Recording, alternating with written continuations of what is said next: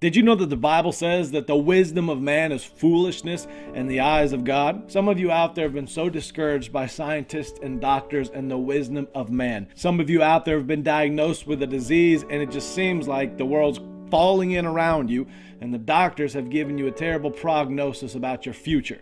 Others of you don't even see the point in living because you've been told that we're here on accident by some big bang that happened billions of years ago, and there's really no purpose to it all. Someday we'll just all rot in the ground.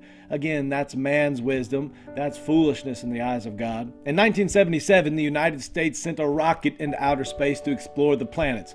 It was called Voyager 1. Today, 4 decades later, that vehicle is still flying through outer space at around 38,000 miles per hour. But even after traveling at that astronomical speed for over 4 decades, that spacecraft is still 9 billion miles away from the sun. What's celebrated in circles of scientists as some sort of great accomplishment by man is really a puny thing, hardly worth being called an achievement in the eyes of a powerful God who created all of that in less than a week. Scientists have barely even scratched the surface of God's creation, but somehow claim they have a copyright on the truth in which it holds. You'd be wise to stop putting your hope and trust in scientists and instead start putting that hope and trust in an infinite God. Because the same scientists that fill our schools with textbooks that tell our kids that we're here on accident will also someday meet the God that they deny exists. But some of you have misplaced your confidence. You've put your trust in man and their opinions rather than the sovereignty of a holy God. So when that doctor gives you bad news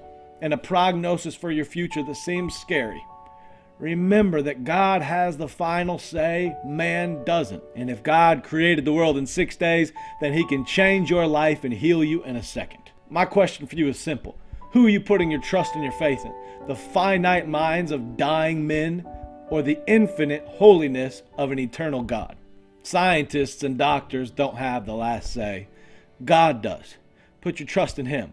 Put your faith in him. Remember that he's a good father. He created you and he's going to sustain you in this life. When you really start listening to the voice of God in your life, then the chatter and opinions of men just won't matter to you anymore. Thank you for taking the time to watch this. I hope that it encouraged you. Please take time to press the share button so that other people can be encouraged. Also, go to ClaytonJennings.com. I'm preaching in Tennessee, Oklahoma, Texas, and Louisiana in the month of April, and then many others after that. You can see my whole schedule there. You can also get this hat, Jesus Till the Day I Die, by clicking the picture above my shoulder right now. It'll take you to the site and you can order one.